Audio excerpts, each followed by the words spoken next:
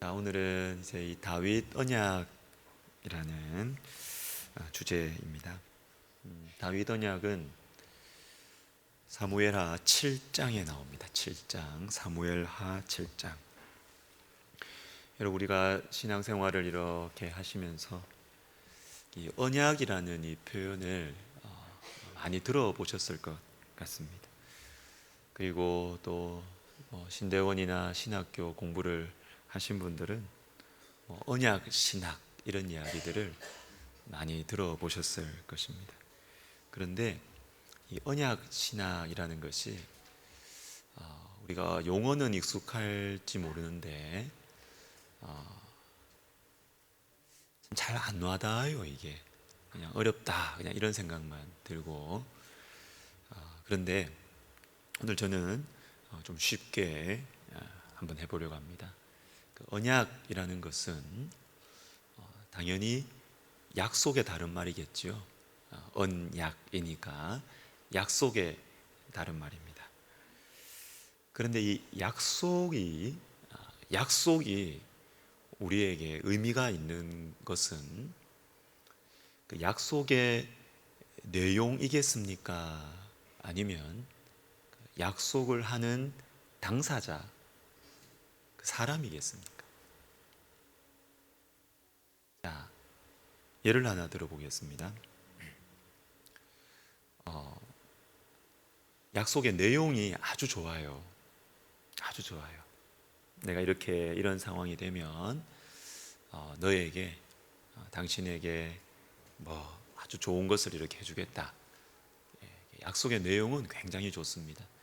그런데 약속을 체결하는 그 사람이 당사자가 믿을 만하지 못하거나 아니면 능력이 없거나 자, 그러면 이 약속의 좋은 내용이 의미가 있을까요? 의미가 없죠. 예. 약속의 내용도 물론 중요합니다.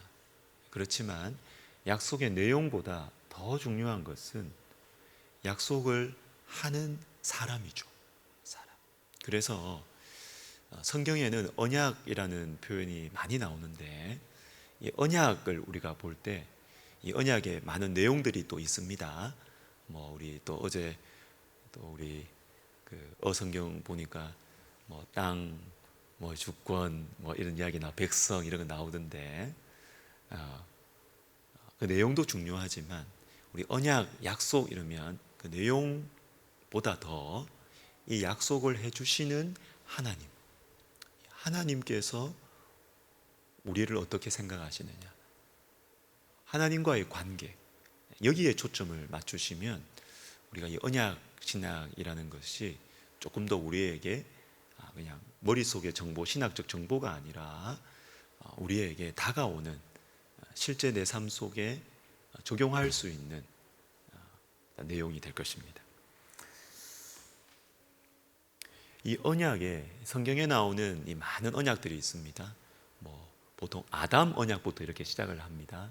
아담 언약 창세기 3장, 그리고 창세기 6장에 가면 노아 언약 이렇게 나오고 또 창세기 한 15장쯤 가면 또 아브라함 언약이 나오고 이렇게 언약들이 쭉 나오는데 여러분 이 언약의 클라이맥스는 예수 그리스도의 십자가입니다. 예수 그리스도의 십자가. 예수님의 십자가. 로마서 6장 3절을 한번 3절 4절을 우리 같이 한번 읽어보도록 하겠습니다. 시작. 무릇 그리스도 예수와 합하여 세례를 받은 우리는 그의 죽으심과 합하여 세례를 받은 줄을 알지 못하느냐. 그러므로 우리가 그의 죽으심과 합하여 세례를 받음으로 그와 함께 장사되었나니 이는 아버지의 영광으로 말미암아 그리스도를 죽은 자 가운데서 살리신 것 같이 우리로 또한 새 생명 가운데서 행하게 하려 함이라. 아멘. 자, 이 미국의 그 웨스터민스터 그 총장 하셨죠. 이 릴백이라는 분이 있습니다. 릴백이라는 교수님이 계시는데 이분이 그 언약 신학에 대한 그 책을 이렇게 쓰면서 그 책의 제목을 이렇게 잡으셨어요. The Binding of God 이렇게 잡았어요. 자, 저는 이 제목이 굉장히 좋다고 생각합니다. 언약이라는 것이 도대체 무엇이냐? 그것은 하나님의 바인딩이라는 것은 묶는 거잖아요. 묶는다. 하나님께서 자기 자신을 묶으셨습니다. 누구와? 우리와. 하나님께서 우리와 묶으신 것입니다. 이것이 바로 언약신앙이다. 그런 차원에서 방금 읽은 이 말씀해 보시면 우리가 그리스도께서 우리와 합하여 함께 죽고 함께 산다. 이게 사실은 세례를 설명하는 세례의 의미이기도 하고요. 그래서 이 언약이라는 것은 왜 십자가가 최고의 언약의 클라이맥스냐 하면 하나님께서 자기 자신을 우리와 묶으신 거예요. 묶으신 거예요. 우리가 죽어야 할 이 죽음을 예수 그리스도께서 대신 죽고 우리가 예수님과 함께 죽어서 예수님과 함께 살아나서 새 생명 가운데 살아가는 것이죠. 이게 우리 성도의 삶입니다. 언약이라고 생각을 하시면 여러분 하나님과의 관계 이렇게 생각하시면 됩니다. 약속을 맺은 관계 이렇게 생각하시면 되겠습니다. 자, 구약의 3대 언약은 보통 이렇게 봅니다. 아브라함 언약, 모세 언약은 이 시내산 언약, 그리고 오늘 우리가 보는 다윗 언약 이렇게 됩니다. 근데 저는 사실 앞에 나와 있는 이 아브라함 언약과 모세 이 시내산 언약도 중요하지만 이 다윗 언약이 조금 더 성경 전체를 볼 때 더 좀 무게가 있다 이렇게 봅니다. 왜냐하면 구약 성경은 오실 예수 그리스도를 비춰주고 있는 말씀이고 신약 성경은 오신 예수 그리스도를 설명해 주는, 우리가 성경이 이러한데 특별히 앞에 나와 있는 다른 언약들보다 다윗 언약은 예수 그리스도를 더 분명하게 향하고 있어요. 더 뚜렷하게 향하고 있기 때문에 이 다윗 언약은 우리에게 조금 더 의미가 있지 않느냐 이런 생각을 합니다. 자, 이 다윗 언약이 나오는 이 사무엘하 이 7장의 이 본문을 한번 큰 문맥을 통해서 한번 보시면 이렇습니다. 7장이라고 했습니다. 그러면 7장 앞에 있는 6장은 어떤 내용이냐 하면 베레스 우사 사건이 나옵니다. 우사 사건. 우사 사건이 보여주는 핵심은 뭐냐면 하나님의 주권이에요. 하나님의 주권. 하나님의 궤를 그 방식까지도 하나님의 방식으로, 그리고 내 마음대로 하나님의 이 임재를 마음대로 할 수가 없어요. 하나님의 주권을 명확하게 보여주는 사건이 우사 사건이라면 그 다음에 다윗 언약이 7장에 나오고 그 다음에 8장, 9장, 10장은 다윗의 태평성대가 나옵니다. 먼저 다윗의 태평성대 이전에 다윗 언약, 이 다윗 언약의 핵심은 하나님께서 다윗과 함께 하시겠다. 그것도 영원히입니다. 함께와 영원히. 그러니까 이 다윗 언약은 예수 그리스도께로 연결이 되는 거예요. 다윗 왕조는 망했습니다. 바벨론에 의해서 망합니다. 그런데 함께 하신다는 이 약속이 다윗에게만 주어진 것으로 끝난다면 이 언약은 거짓말입니다. 영원히 있다 그랬는데 다윗 왕조는 망했거든요. 그런데 이 다윗 언약은 다윗 왕조에서 그치는 것이 아니고 예수 그리스도를 향하고 있기 때문에 영원히 무너지지 않는 나라예요. 자, 그런데 이 하나님의 특별한 이 관계, 은혜죠, 은혜. 하나님의 이 특별한 이 언약, 약속이 딱 맺어진 후에 그 다음에 다윗의 태평성대가 이루어져요. 자, 그러면 이것은 큰 문맥 속에서 보면 다윗이 가는 곳마다 승리하고 다윗의 태평성대가 이루어지는 뿌리, 그 비결이 무엇이냐 하면 다윗이 잘해서가 아니에요. 다윗 언약이 있었기 때문이죠. 하나님께서 다윗을 이기게 하신 것이에요. 그렇게 흐름으로 볼 수 있고, 앞에 있는 이 전문맥과 6장과 연결해서 본다면 6장에서는 하나님의 주권을 말하고 있습니다. 하나님은 함부로 할 수 없는 분이에요. 여러분, 근데 하나님의 주권과 가장 잘 연결되는 것이 뭐냐면 하나님의 은혜예요. 은혜. 여러분, 은혜가 무엇입니까? 내 마음대로 가져오고 내 마음대로 놓을 수 있습니까? 그건 은혜가 아니에요. 은혜는 우리의 어떠함과 관계없이 무조건적으로 주시는 하나님의 사랑이에요. 그래서 이 우사 사건은 어쩌면 이 하나님의 은혜, 하나님의 이 주권의 좀 무서운 부분을 우리가 했다면, 다윗 언약은 하나님께서 무조건적으로 우리에게 부어주시는 이 은혜의 긍정적인 모습을 우리에게 보여주신다, 이렇게 볼 수가 있겠습니다. 그런데 이 다윗 언약을 시작하면서 좀 재미있게 어떤 구약학자가 설명한 부분이 있어요.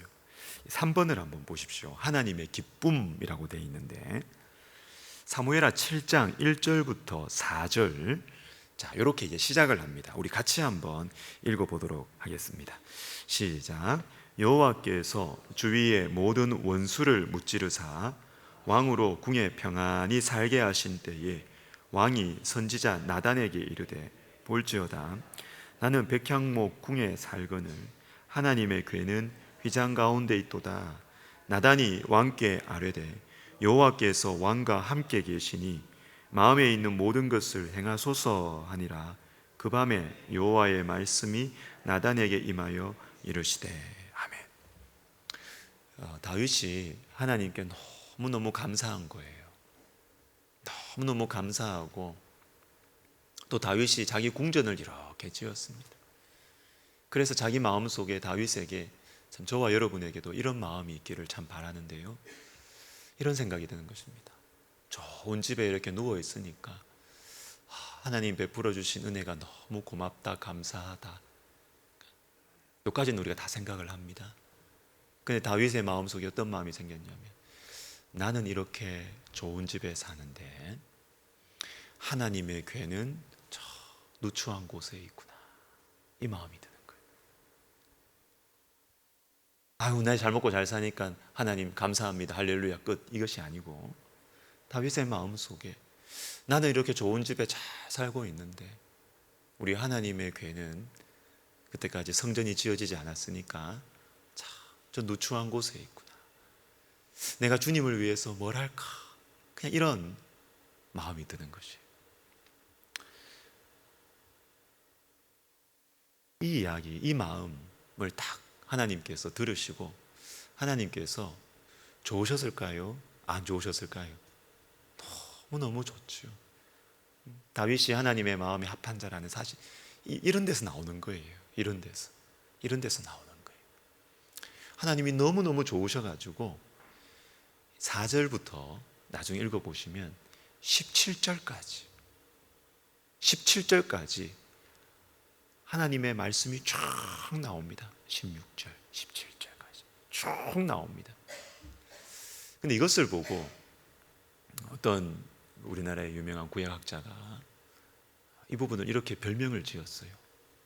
하나님의 수다. 재밌죠? 하나님의 수다. 왜 하나님께서 막 이렇게 수다를 떠시냐면, 여러분 이런 거 있잖아요.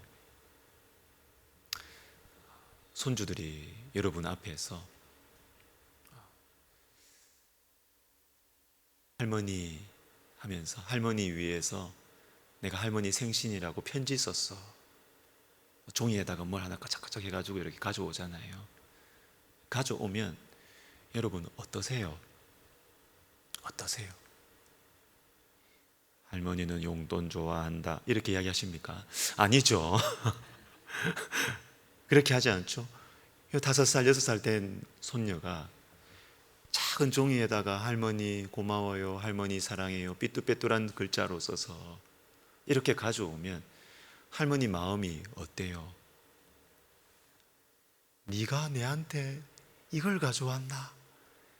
너 원하는 건 뭐냐? 다 해줄게. 이렇게 나오는 거죠. 아니군요. 왜 이러십니까? 그렇게 나오는 거죠. 그냥 다윗은 나는 이렇게 좋은 집에 사는데 하나님은 저렇게 누추한 곳에 계시군요, 이렇게 생각만 했을 뿐이에요. 그런데 하나님께서 이 다윗의 마음을 받으시고 너무 좋아하셔가지고 내 너 위해서 뭐 해줄까? 내 너 위해서 뭐 해줄까? 하시면서 너의 자손들 대대로 내가 왕위에서 떠나지 않게 할 것이다. 다윗은 주님께 요만큼도 안 줬어요. 지금 성전도 지은 것도 아니에요. 요만큼밖에 그냥 마음만 가졌어요.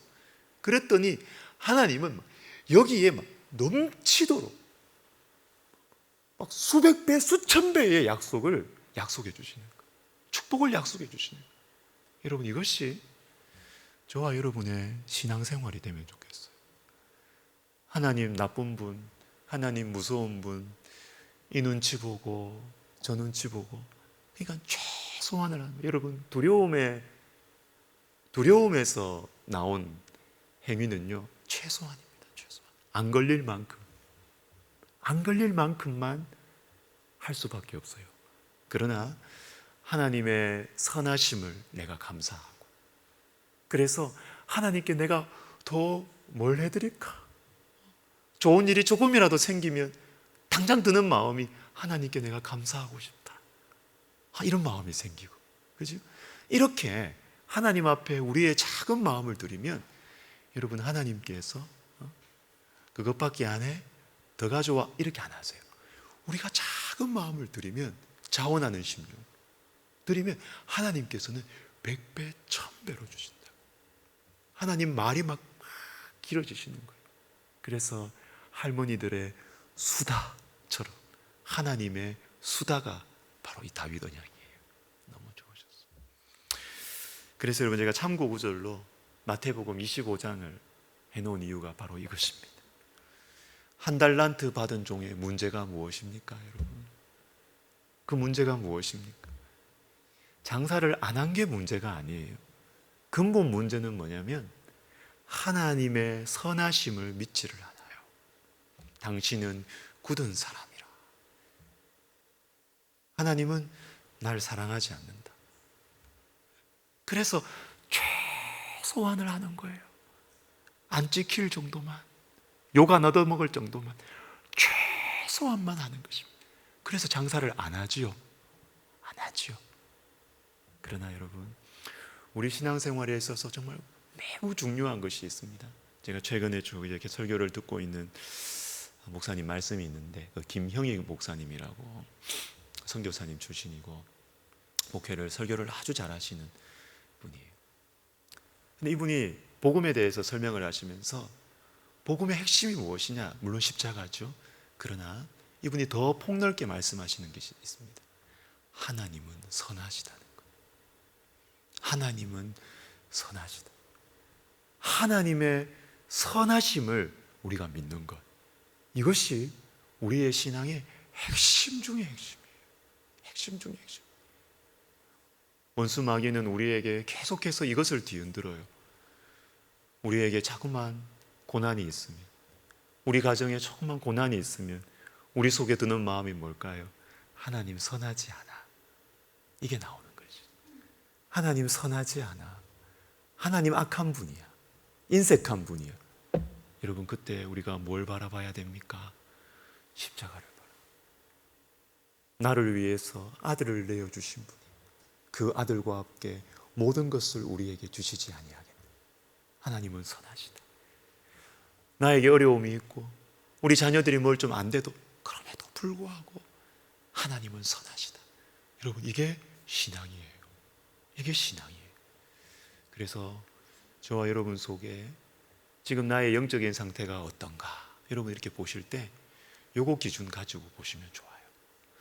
하나님이 선하시다는 것을 내가 정말로 믿고 감사하고 있는가? 감사하고 있는가? 아니면 내 안과 밖에 일어나는 여러 가지 일들로 하나님의 선하심을 지금 의심하고 있는가? 기도 제목으로 삼으면 좋겠습니다.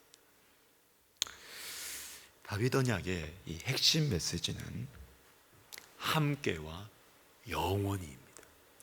함께 하시는데 영원히 함께 하시는 쭉 이렇게 나옵니다. 꺽쇠 표시를 많이 해놨는데 여기 보시면 다 주로 이 뉘앙스의 표현입니다. 함께, 함께, 함께 쭉 나옵니다.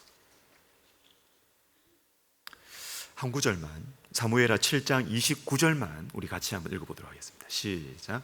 이제 청하건대 종의 집에 복을 주사 주 앞에 영원히 있게 하옵소서. 주 여호와께서 말씀하셨사오니 주의 종의 집이 영원히 복을 받게 하옵소서. 하나님께서 우리와 함께 하시는데 영원히 함께 하신다. 영원히 함께 하신다. 여러분, 성경 전반에 걸쳐서 하나님께서 우리와 함께 하신다. 내가 너와 함께 하고 있다. 내가 너와 함께 하고 있다. 이것을 계속 말씀해 주고 계세요. 아가서 2장 10절에 우리 같이 읽어볼까요? 나의 사랑하는 자가 내게 말하여 이르기를 나의 사랑 내 어여쁜 자야 일어나서 함께 가자. 함께 가자. 주님은 우리에게 너 혼자 가라 이렇게 하지 않으세요. 함께 가자. 함께 가자. 에스겔 48장 35절 에스겔의 마지막 말씀입니다. 나라가 망한 나라, 포로로 끌려간 백성들에게 하나님께서 주시는 원대한 비전입니다. 그 비전이 무엇이냐? 그 사방의 합계는 18,000척이라. 그날 후로는 그 성읍의 이름을 여호와 삼마라 하리라. 여호와 삼마는 여호와께서 거기에 계신다라는 뜻이에요. 한 도시를 쫙 이렇게 보여줘요. 이게 희망이고 비전이에요. 왜 이것이 희망이고 비전이냐? 커서 아니에요. 그곳에 여호와께서 계시기 때문에, 하나님이 함께 하시기 때문에 그것이 소망이고 비전이 되는 것입니다. 마태복음도 처음과 마지막이 하나님의 함께 하심으로 마태복음은 이렇게 품에 안고 있습니다. 하나님께서 1장에 예수님의 탄생을 이야기하시면서 예수님의 별명을 말씀하세요. 그게 바로 임마누엘입니다. 하나님께서 너희와 함께 하신다. 하나님께서 우리와 함께 하신다. 임마누엘. 이게 예수님의 모습이에요. 예수님. 그런데 이것이 또 마지막에 가서 예수님께서 제자들을 떠나시면서 마지막 28장 19절 20절에 또 말씀하십니다. 세상 끝날까지 내가 너희와 항상 함께 있으리라. 임마누엘로 시작해서 임마누엘로 마무리하는 이것이 마태복음의 전체 내용이에요. 하나님께서 우리와 함께 하시는 것. 여러분 속에 하나님이 함께 하십니까? 여러분의 가정에 하나님이 함께 하십니까? 그것이 제일 중요해요. 제일 중요해요. 이 임마누엘이라는 이 표현은요, 신약에 마태복음에 처음 나오는 게 아닙니다. 이사야 7장과 8장에 먼저 나옵니다. 이 임마누엘이라는 이 표현, 하나님이 우리와 함께 하신다는 것이 어느 맥락 속에 나왔느냐 하면 남유다가 있습니다. 지도상으로, 지리적으로 남유다가 제일 밑에 있습니다. 그 다음에 북이스라엘이 있습니다. 경쟁자죠. 남북입니다. 남북. 그 다음에 그 위에 아람이란 나라가 있습니다. 시리아란 나라가 있습니다. 그런데 여러분, 외교의 원리가 무엇입니까? 그 바로 위에 나라하고는 으르렁거리죠. 보통 지금도 인도하고 파키스탄하고 지금 굉장히 일촉즉발의 위기가 있던데, 그렇죠? 바로 옆에 위에 있는 나라하고는 으르렁거리고 힘들 수밖에 없어요. 그런데 밑에 있는 나라가 바로 위에 있는 나라를 컨트롤하기 위해서 쓰는 방법이 뭡니까? 바로 위에 있는 나라와 잘 지내야 되죠. 그래서 우리에게 위협을 가하려고 하면은 그 위에 있는 나라와 연결이 되어 있으면 이 위에 나라가 여기를 자극하면 못 내려오죠. 쳐들어올 수가 없지요. 이렇게 되는 것입니다. 이게 외교의 방법이죠.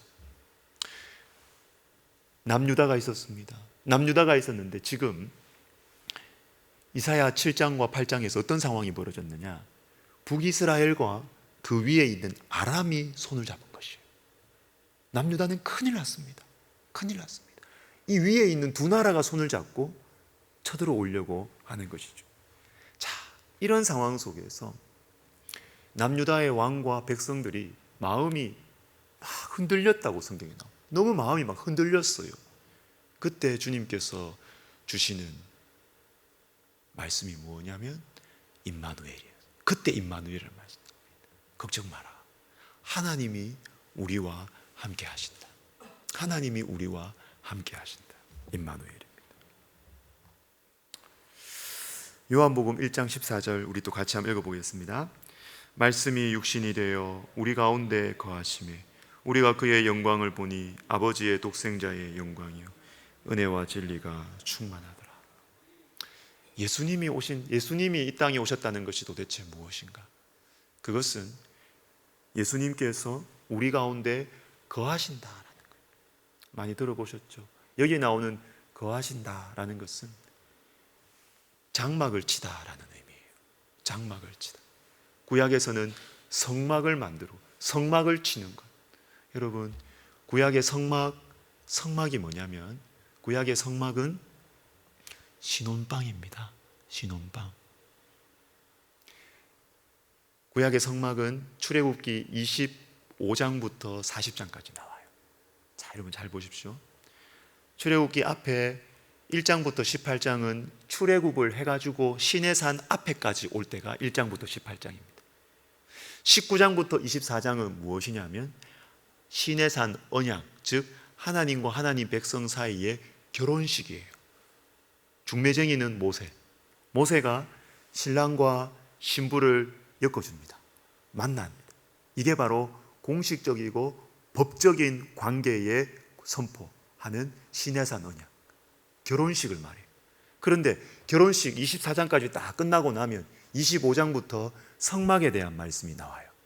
무슨 실 막 계속 나오죠. 통독의 첫 번째 관문, 장애물. 이때 접죠. 근데 여러분 이것을 그렇게 생각하지 마시고 앞에서 결혼식을 했잖아요. 24장까지. 결혼식을 하고 나면 뭐가 필요해요? 살집이 필요해요. 알콩달콩 살아가는 살집이 필요해요. 그 살집이 하나님 백성과 하나님이 만나는 그곳이 바로 성막이에요. 그래서 우리가 볼 때는 너무 지루하게 아유 하나님 뭘 이렇게 꼼꼼하게 이렇게 지시를 하시고 이거 세세하게 이렇게 다 지시하시나 이렇게 생각할 수 있지만 이 관점으로 보면 하나님께서 나와 만나는 그 신혼방을 너무 신경 많이 쓰시네. 이렇게 보시면 마음이 다르죠. 하나하나 하나님께서 모세에게 지시하신 대로 다 만듭니다. 작은 거 하나까지. 하나님께서 작은 거 하나까지 다 신경 써서 내가 여기서 내 신부된 내 백성을 만나는 곳이야. 그러니까 예쁘게 만들어야 돼. 요때는 요 색깔로 해야 돼. 여기는 크기를 요만큼만 해야 돼. 이만큼만 해야 돼. 주님이 신혼방을 친히 예쁘게 만드시는 거예요. 이게 바로 성막이에요. 예수님께서 이 세상에 오신 것을 요한복음 1장에서는 그렇게 표현하시는 거예요.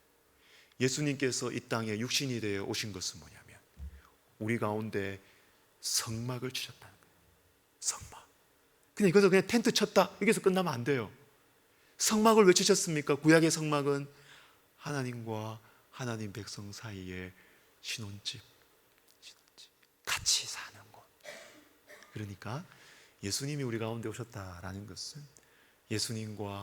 예수님께서 우리와 함께 사신다는 것입니다. 사신다. 얼마나 감사해요. 얼마나 감사해요.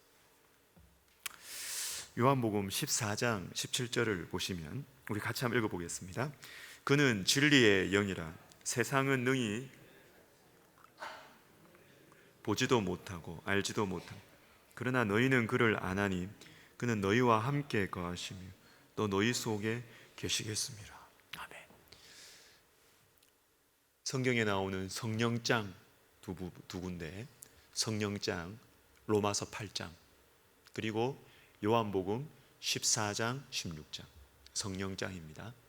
그런데 여기 보시면 여러분 성령에 대해서 이렇게 설명하십니다. 진리의 영이라 이렇게 하시고 나서 성령이 무엇이냐 하면 성령이 너희와 함께 거하시는다. 함께. 그리고 너희 속에 성령이 계신다. 이것이 저와 여러분에게 주어진 축복입니다. 큰 특권이죠. 성령이 우리 안에 계신, 우리 안에. 고린도전서 3장 16절도 마찬가지입니다. 우리는 성령이 우리 안에 계신다. 함께 하는 것을 넘어서서 안에 계시는 것이 안에. 구약에서 나오는 말씀들 중에서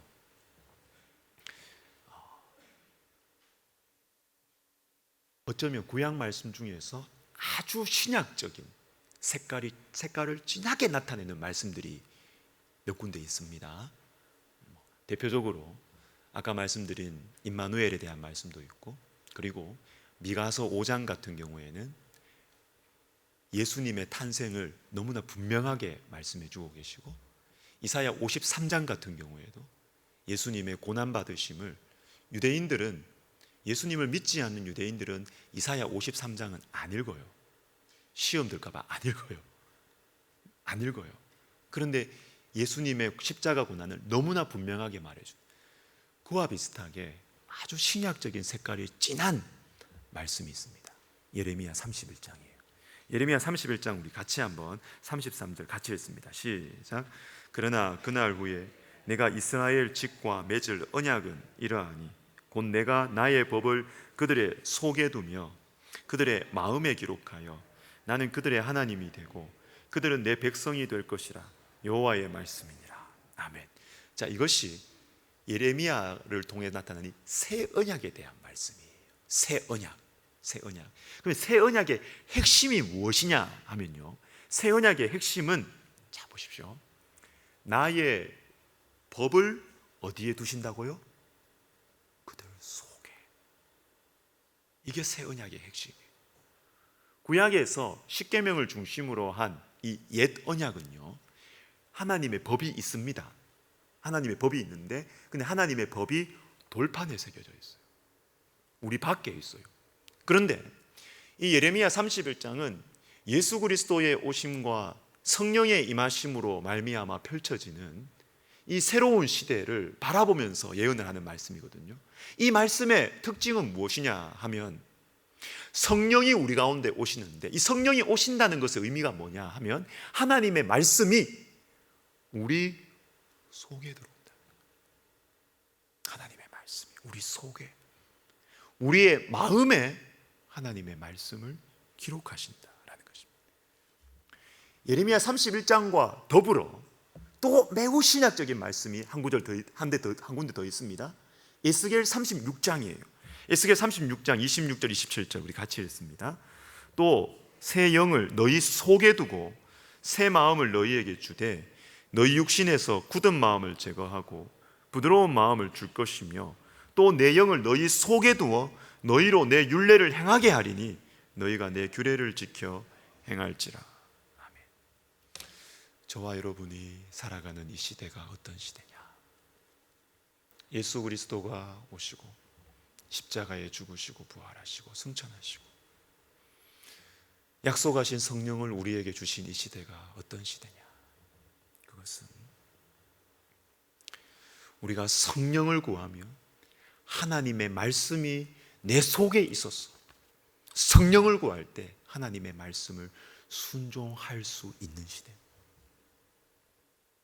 그래서 우리가 성령 충만을 구하자라는 것의 핵심은 무엇이냐면 나타나는 어떤 신기한 현상이 본질이 아니에요. 그것은 있을 수도 있고 없을 수도 있는 덤이에요. 핵심은 무엇이냐면 하나님의 말씀을 순종하게 하는 것입니다. 순종하게 하는 것입니다. 그래서 우리들 여러분들 중에도 성령 충만을 경험하신 분들이 많으실 거예요. 성령 충만. 여러분, 우리 속에 성령이 내 가운데 가까이 계시는구나. 성령이 내 가운데 근심하시는 것이 아니라 성령이 나와 내 안에서 활발하게 기뻐하시며 내 가운데 계시는구나.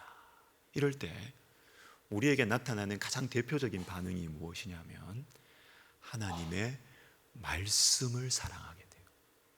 말씀을 사랑하게 돼요. 자, 반대로 무슨 엑스터시를 경험했습니다. 뭔가 성령의 어떤 체험을 한 것 같아요, 내가. 그런데 성경 읽기 싫다. 그러면 잘못된 것일 가능성이 많아요. 잘못될 것일 가능성이 많아요. 무슨 체험을 했고 무슨 은사를 받은 것 같은데 성경을 읽고 싶은 마음이 없거나 성경을 사랑해서 성경에 순종하고 싶은 마음이 없이 계속해서 또다시 어떤 체험, 또다시 어떤 체험을 구한다면 돌아보셔야 돼요. 성경은 분명하게 말씀하십니다. 성령이 우리 가운데 임하셔서 성령이 우리 가운데 임하시는 것에 다시 표현이 뭐냐면 하나님의 말씀이 우리 속에 새겨졌다는 것입니다. 그래서 성령은 우리로 하여금 하나님의 말씀을 사랑하고 순종하게 하는 것이죠. 하게 하는 것이죠. 자, 우리가 새 언약을 지금 이야기하다 보니까 요한 1서 2장에 보면 새 언약은과 좀 비슷하게 새 계명이라는 게 나옵니다. 새 계명. 자, 요한 1서 2장 7절과 우리 8절을 우리 같이 한번 읽어보겠습니다. 시작. 사랑하는 자들아, 내가 새 계명을 너희에게 쓰는 것이 아니라 이 옛 계명은 너희가 들은 바 말씀이거니와 다시 내가 너희에게 새 계명을 쓰노니 그에게와 너희에게도 참된 것이라. 이는 어둠이 지나가고 참빛이 벌써 비춤이니라. 이렇게 되어 있습니다. 자, 여러분 여기에 보면 참 말씀이 오락가락합니다. 새 계명을 너희에게 쓰는 것이 아니라 그랬습니다. 그리고 나서 처음부터 너희가 가진 옛 계명인데 또 8절에 보면 내가 너희에게 새 계명을 또 쓴다 그럽니다. 그러면 이건 새 계명입니까? 옛 계명입니까? 이어서 나오는 말이 형제 사랑에 대한 말씀이거든요. 형제를 사랑해라. 형제를 미워하는 자는 하나님을 모르는 사람이다. 이렇게 말하는 형제 사랑에 대한 이야기. 그러니까 형제 사랑은 옛 계명이냐 새 계명이냐 이게 왔다 갔다 합니다. 왔다 갔다 합니다. 근데 여기에서는 이렇게 합니다. 내가 지금 너희에게 말하는 이 형제 사랑은 옛날부터 있었던 옛 계명 맞다. 그러나 새 계명이다. 왜냐하면 뒤에 제가 표시한 것처럼 참빛이 벌써 비쳤기 때문이다. 참빛이 비쳤다. 이게 무슨 말씀이냐 하면 요한복음 1장을 보셔야 돼요. 요한복음 1장에 보면 참빛이라는 표현이 나옵니다. 참빛이 곧 세상에 와서 각 사람에게 비추는 빛이 있었나니 말씀이 육신이 되어 우리 가운데 거하심에 이렇게 나오는 것이죠. 예수님께서 우리 가운데 비쳤기 때문에 이 형제 사랑은 새 계명이다. 옛 계명이지만 새 계명이다. 근데 여기서 한 군데 말씀을 더 보셔야 돼요. 레위기 19장 18절을 보시면 레위기는 구약입니다. 옛 계명입니다. 근데 옛 계명에 내 이웃 사랑하기를 내 자신과 같이 하라는 말씀이 있습니다. 그러니까 옛 계명이 맞아요. 옛 계명이 맞아요. 그런데 왜 새 계명이냐? 요한복음 13장 34절 35절을 우리가 읽어야 됩니다. 같이 읽습니다. 새 계명을 너희에게 주노니 서로 사랑하라. 내가 너희를 사랑한 것 같이 너희도 서로 사랑하라. 너희가 서로 사랑하면 이로써 모든 사람이 너희가 내 제자인 줄 알리라. 새 계명과 옛 계명의 구분 기준은 예수 그리스도입니다. 예수 그리스도입니다. 추가된 조건이 있습니다. 추가된 기준이 있습니다. 그것은 내가 너희를 사랑한 것 같이. 레위기에는 이 말씀이 없어요. 너희에게는 이 말씀이 없어요. 그냥 네 몸과 같이 내 이웃을 사랑하라, 이게 끝이에요. 그러나 예수님이 오신 후에 그 옛 계명이 새 계명으로 발전하고 깊어진 것은 뭐냐면, 예수님께서 저와 여러분을 사랑한 것 같이 너희도 서로 사랑하라, 이것입니다. 자, 이것이 새 계명입니다. 자, 이제 다시 다윗 언약으로 가면, 다윗 언약의 핵심은 함께와, 그리고 뭐라 그랬죠? 영원히. 함께와 영원히. 누가 나와 함께? 내가 당신과 함께 있겠습니다. 내가 당신과 함께 있겠습니다. 그러나 하루만 함께 있겠습니다. 그런 인간하고 살면 안 돼요, 그죠? 함께 있지만 영원히 함께 하시는 분, 그죠? 다윗 언약에는 영원히 내가 네 자손들을 왕에서 왕의 자리로 하겠다, 이렇게 말씀하시는 거죠.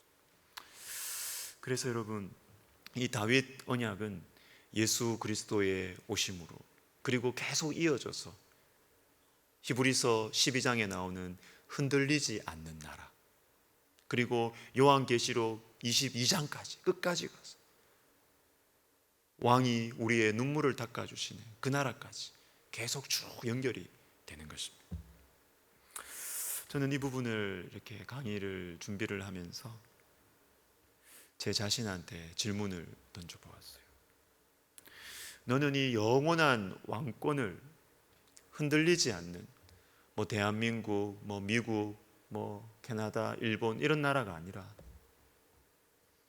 영원히 흔들리지 않는다, 예수님께서 왕이 되신 이 나라를 정말로 네 마음에 두고 있는가? 정말로 네 마음에 두고 있는가? 제가 제 자신한테 한번 질문을 하게 됐어요. 고민이 많이 되는 여러분 시기 아닙니까? 특별히 우리나라처럼 워낙 이 이데올로기 싸움이 여전히 많고, 여전히 정치적인 이 어려움들과 고민과 갈등과 불안함이 조성되고 있는, 여기에서 살아가는 저와 여러분들에게 있어서 정말 이 영원한 나라를 내가 품에 안고 살아가는가, 이것이 우리에게 참 중요한 도전이 아니겠습니까? 우리 시대에 대해서, 우리 시대보다 더 여러분 힘겨웠던 그런 시대를 살아간 우리의 선조들이 있었습니다. 그것은 바로 일제강점기죠. 나라가 없어졌어요. 나라가 없어졌어요. 금요기도회 한 2달 전인가 제가 말씀을 드린 적이 있는 것 같습니다. 우리 주기철 목사님께서 저 경남에서 사역을 하시다가 산정연교회에 청빙을 받아가지고 평양에 가셨습니다. 그런데 여러분, 그 당시에 평양은 우리나라의 중심이죠. 그리고 그곳에서의 중심은 또 산정연교회였어요. 그 산정연교회 중심이라는 것은, 주기철 목사님, 이거 유명한 목사님 됐네, 시골 경남에서 사역하다가, 이게 아니에요. 죽는 길로 간 것입니다. 왜? 일제가 산정연교회를 주목하고 있는 거예요. 저 안에서 무슨 민족주의 운동을 발언을 하지 않을까 주목하고 있는 것입니다. 실제로 산정연교회 안에는 여러분, 우리나라 사람들, 일제강점기에 우리나라 사람들도 다 나뉘었어요. 민족주의자가 있었던 뿐만 아니라 친일파와 민족주의자만 있었던 게 아닙니다. 민족주의자가 있고 공산주의자가 있었어요. 어떤 분들은 이렇게 이야기합니다. 일제에 의해서 순교당하고 어려움을 당한 기독교인보다 우리나라 공산주의자들을 통해서 더 많은 사람들이 희생됐다고 보기도 합니다. 산정연교회 안에 공산주의자도 있었고 민족주의자도 있었고 친일파들도 있었겠죠. 얼마나 그 교회가 복잡하고 시끄러웠겠어요. 얼마나 담임 목사님한테 요구를 많이 했겠어요. 압력을 넣었겠어요. 그때 주기철 목사님 이렇게 말씀하셨다 그래요. 나는 민족주의자도 아니고 공산주의자도 아니다.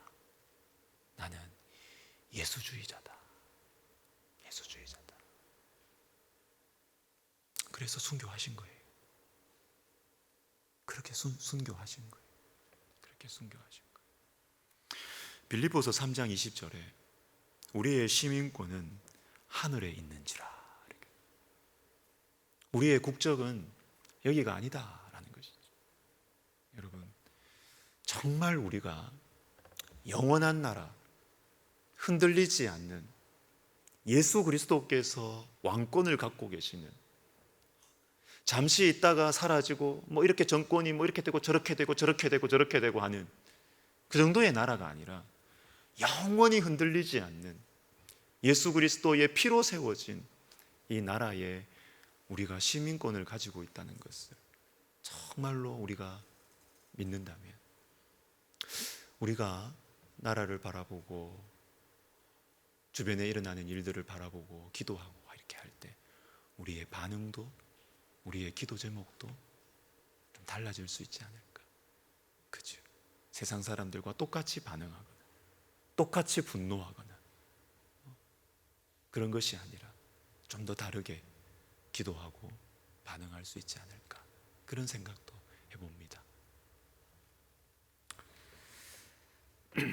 누가복음 1장 32절에 다윗의 왕위를 그에게 주시리니 영원히 왕으로 다스릴 것이다. 요한복음 3장 3절과 5절에 그 나라에 대해서 또 말씀하십니다. 우리 같이 한번 읽어보겠습니다. 예수께서 대답하여 이르시되 진실로 진실로 내게 이르노니 사람이 거듭나지 아니하면 하나님의 나라를 볼 수 없느니라. 예수께서 대답하시되 진실로 진실로 내게 이르노니 사람이 물과 성령으로 나지 아니하면 하나님의 나라에 들어갈 수 없느니라. 하나님의 나라가 나오고 있어요. 흔들리지 않는 영원한 나라. 여러분, 이 영원한 나라는 어떻게 들어간다고 그래요? 물과 성령으로 거듭나야 들어갈 수, 물과 성령으로 거듭나야 들어갈 수 있습니다. 그런데 오늘 아침에 제가 큐티를 하는데 마가복음 10장 15절에 이런 말씀이 있습니다. 하나님의 나라를 어린아이와 같이 받들지 않는 자는 결단코 그곳에 들어가지 못하리라. 저는 이 말씀을 보면서 질문이 탁 떠올랐습니다. 요한복음 3장 5절 말씀 때문에 하나님의 나라는 물과 성령으로 거듭나야 들어간다고 약속하셨는데 왜 여기에서는 어린아이 같은 마음을 가져야 하나님 나라 들어갈 수 있다고 말씀하실까? 제가 묵상을 하다 보니까 이런 생각이 들었습니다. 물과 성령으로 거듭나는 것과 어린아이와 같이 하나님 나라를 받드는 것이 같은 얘기구나. 이게 다른 얘기가 아니에요. 저와 여러분에게 도전합니다. 우리가 하나님의 나라를 바라볼 때, 우리가 주님의 일하심과 우리가 주님을 볼 때, 여러분 어린아이 같이 단순히 순수하게 그분의 능력을 믿으십니까? 하나님이시면 하실 수 있다. 어린아이는 그렇게 보잖아요. 어린아이는 우리 아빠는 할 수 있다 믿잖아요. 하나님을 그대로 순수하게 믿어요. 여러분, 혹시 저와 여러분 속에 신앙생활 오래 하시고 교회에서 이런저런 일들도 겪으시면서 혹시 교회가 이런 곳이라는 것은 잘 알고 계실지 모르지만 하나님에 대해서 어린아이 같은 마음을 혹시 잃어버리신 건 아닙니까? 신앙생활 한다고 교회 바뀌지 않아. 사람 바뀌지 않아. 세상 물정은 너무너무 잘 알고 교회 돌아가는 것은 너무너무 잘 알아요. 그런데 하나님에 대한 어린아이 같은 마음이 혹시 여러분 가운데 없지 않습니까? 약해지지 않았습니까? 그러면 여러분, 우리가 멀어지고 있는 거예요. 하나님의 나라로부터 멀어지고 있는 거예요.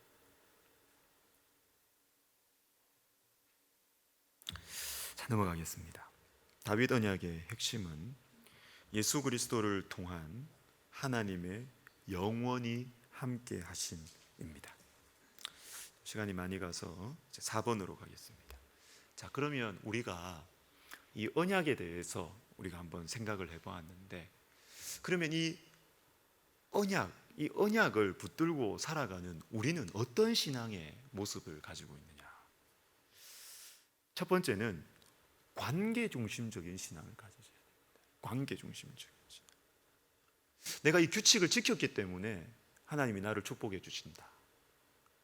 내가 뭘 했기 때문에 하나님께서 나를, 여러분, 이게 아닙니다. 여러분, 이런 요소도 있습니다. 그렇지만 더 본질적인 것은 아까 제가 말씀드렸잖아요. 처음에 약속의 내용보다 중요한 것은 뭐라 그랬죠? 약속하는 당사자와의 관계입니다. 관계입니다. 아무리 좋은 걸 해준다 그래도 그 사람과의 관계가 좋아야 사랑의 관계 속에서 주고 받고 이렇게 해야 기쁨이 있지. 관계 다 깨졌어요.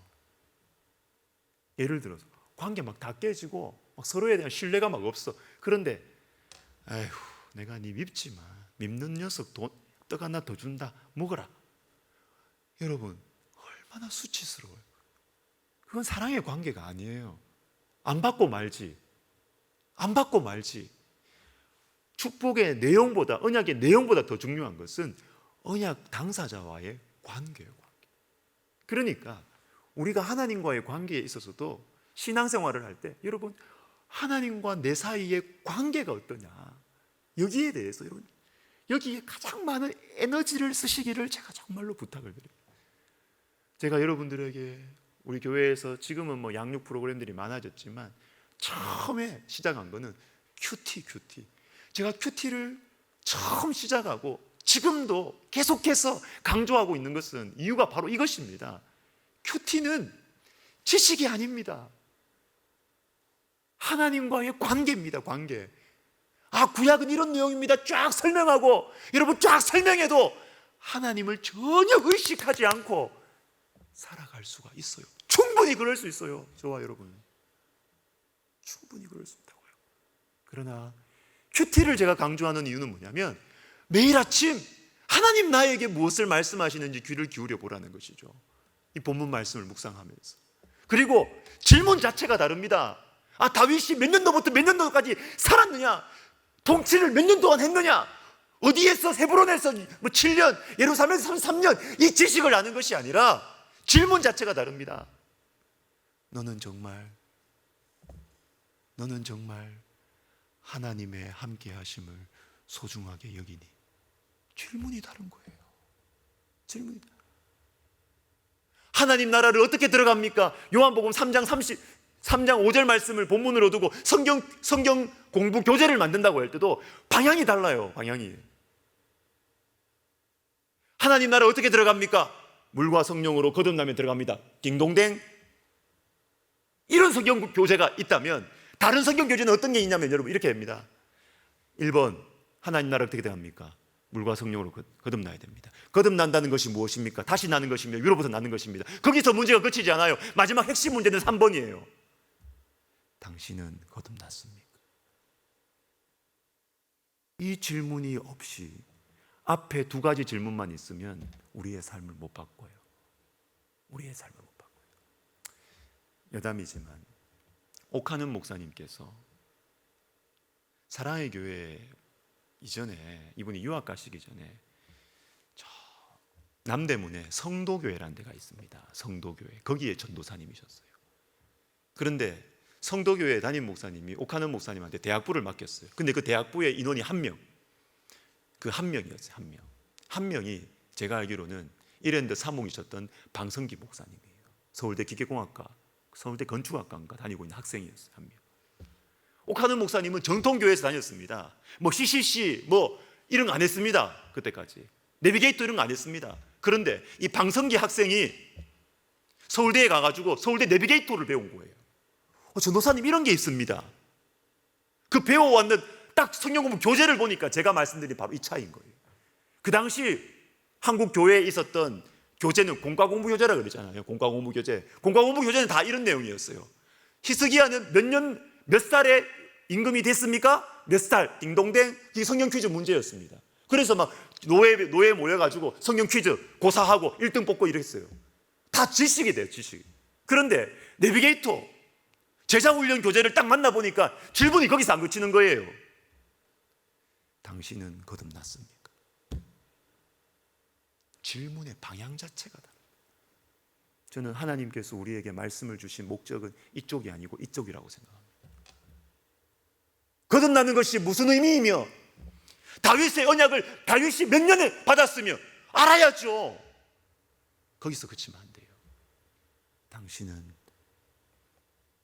이 영원한 언약을 당신은 믿습니까? 믿을 때 변화가 일어나거든요. 당신은 정말로 거듭났습니까? 당신은 정말로 하나님과 인격적인 교제를 하고 계십니까? 인격적인 교제를 정의하십시오. 거기서 그치면 안 돼요. 당신은 정말로 하나님과 인격적으로 교제하십니까? 나에 대해서 질문을 가져와야 돼요. 그때 변화가 일어납니다. 성령의 역사가 그때 일어나는 것이죠. 관계 중심적 신앙. 이게 핵심 중의 핵심입니다. 제가 누누이 강조합니다. 핵심 중의 핵심입니다. 지식 중심의 신앙이 필요 없다는 것이 아니라 그거는 밑에 단계예요. 그걸 딛고 더 나가야 돼요.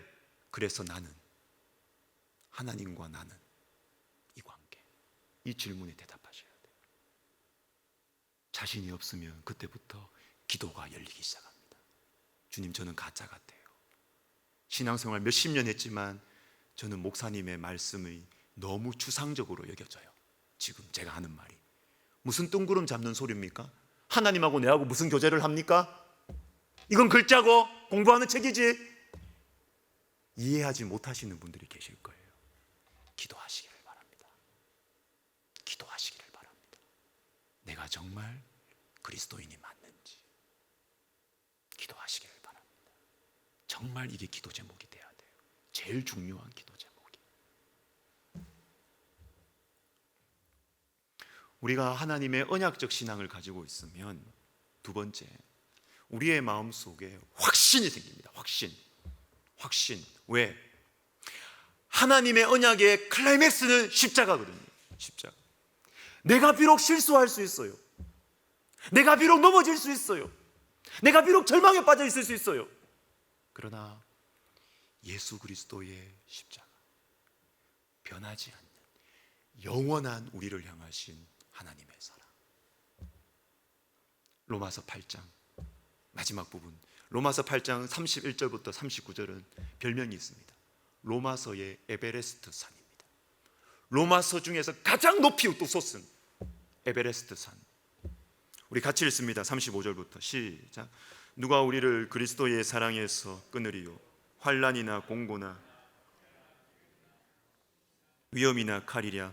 내가 확신하노니 사망이나 생명이나 천사들이나 권세자들이나 현재일이나 장래일이나 능력이나 높음이나 깊음이나 다른 어떤 피조물이라도 우리를 우리 주 그리스도 예수 안에 있는 하나님의 사랑에서 끊을 수 없으리라. 이게 언약의 최고봉이에요. 언약의 최고봉. 내가 어떤 상황에 있어도 예수 그리스도의 십자가 안에 있는 하나님의 사랑에서 어떤 것도, 사망도 적신도 끊을 수 없어요.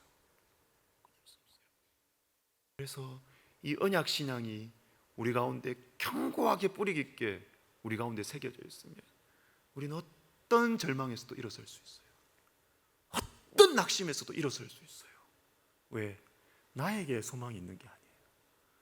예수님의 십자가, 그 사랑의 언약, 함께 죽고 함께 살고 영원히 함께 하신다. 이 언약, 이걸 붙들면 언제라도 이게 일어날 수 있어요.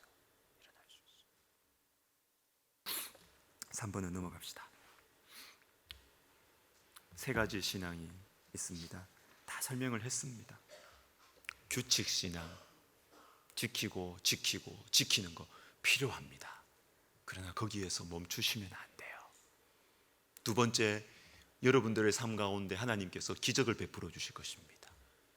기적이 일어나도 하나님의 일하심이 아니라고 생각하는 사람도 많아요.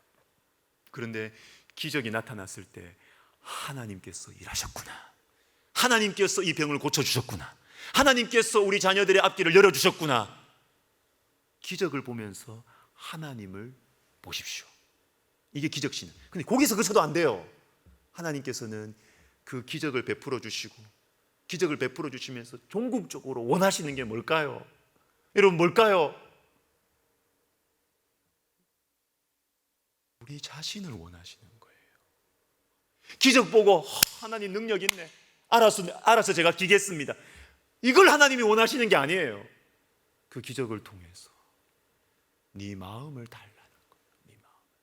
네 진심을 달라는 것입니다. 네 진심.